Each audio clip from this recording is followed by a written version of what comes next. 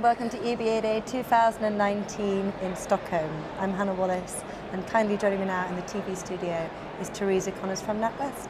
Hello Teresa, it's lovely to see you again. It's lovely to see you, Hannah. Thank you for joining us in the TV studio. Now we're coming to the end of day one, as you can see from all the noise in the background. What I'd love to hear from you would have been your impressions of the conference. Well, as you say, it's the end of day one and it's been a busy and energetic day. I think there was something like 1,500 delegates signed up and it certainly feels full. What that's enabled as well, because the makeup of the delegates is quite diverse across the whole range of the payments ecosystem.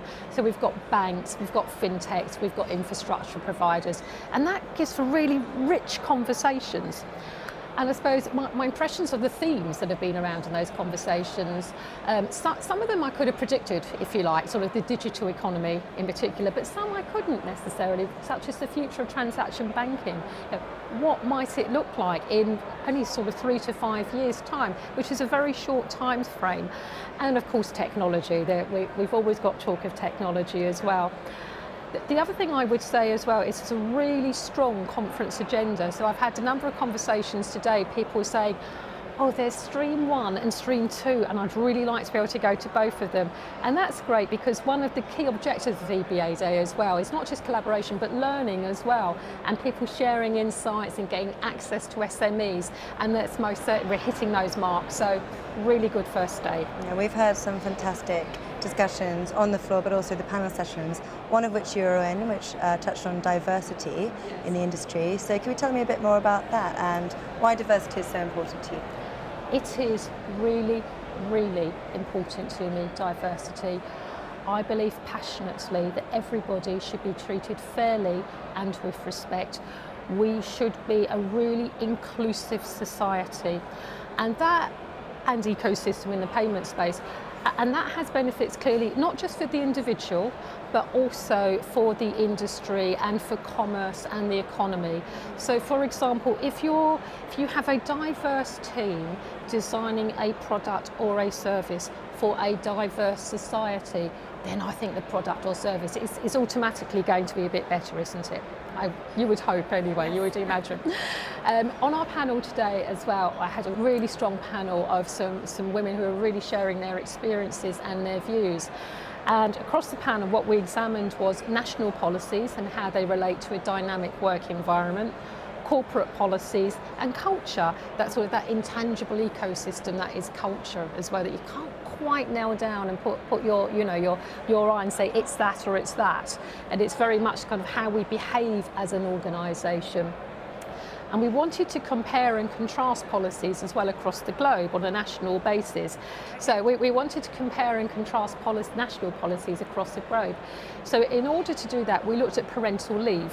So that was interesting. And that's against a backdrop. There's UNICEF research which says that for 2/3 of the world's children, and that's children under 1 year of age, and that's 90 million children, by the way, so a significant number, 2/3 of them, their fathers aren't entitled under national law to take leave when a child is born.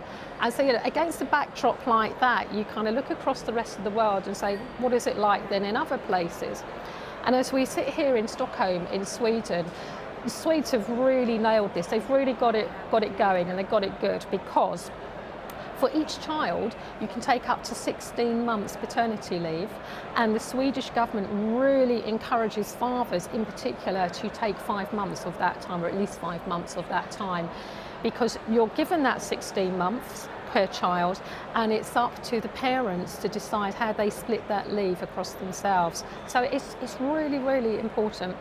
It's fabulous, in fact. The other thing is culture, and I have noticed in my own organisation and from friends and colleagues here today, changes in culture and how that sort of benefits both individuals again and organisations. And a kind of a slightly odd example, if you like, but because we're talking about a dynamic working environment, but in my organisation, we are now encouraged to work sort of 1 or 2 days a week from home. It's fantastic. I mean, we are happier because we're not doing the commuting and sort of stuff like that. Far more productive. So we're happier. we're getting more out of our employees. You know, it's a complete win-win. It's fabulous. And sorry, I do go on a bit about this because this is something that's really important to me. The working environment is really changing. It's a huge movement. It's massive. And look at you and me. Look at you and me. I mean, maybe 5-10 years ago, would it be two females sitting here having this conversation? Yeah. So it is brilliant. There's more to be done, but I'm really pleased about where we're at so far, and it was a great panel. Well, thank you for sharing your views on that. And of course, you're quite a busy lady at this year's EBAday. You're on a panel as well tomorrow. So could you tell me a bit more about that? Sure. We're looking at technology tomorrow. And for me, actually, it's probably more than technology. For me, it is technology coupled with channel, coupled with data, because if you like, technology on its own, it's great, but you need to marry it with other things in order to really deliver it to customers and to make it as good and as powerful as it can be. And I was reminded about that actually a couple of weekends ago at NatWest. We had a payments hackathon.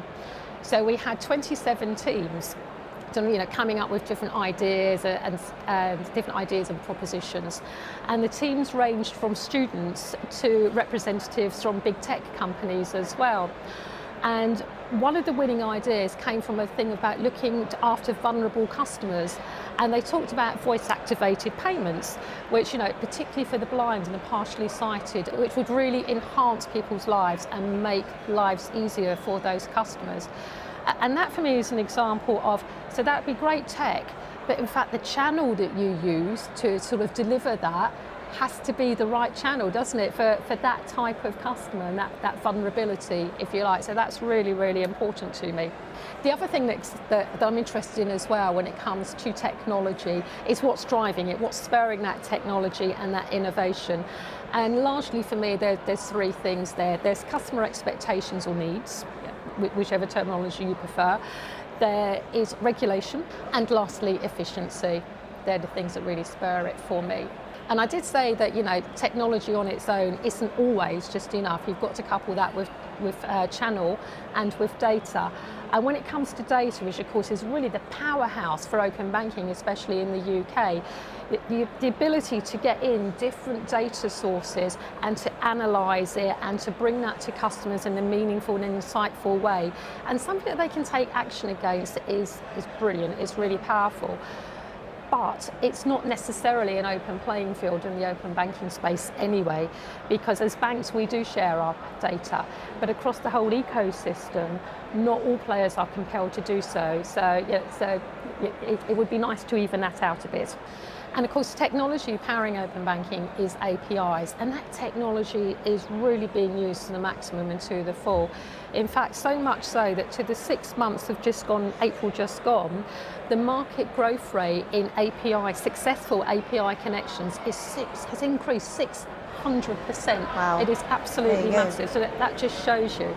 But I started this by saying there's the power there for tech, channel and data, and most certainly open banking really does, is a really good example of those three things coming together to better serve customers, and that's really what we're all here today for. Fantastic. Well, Teresa, I'm really looking forward to seeing you up on stage tomorrow, and thank you so much for sharing your insights and your outlook. Thank you.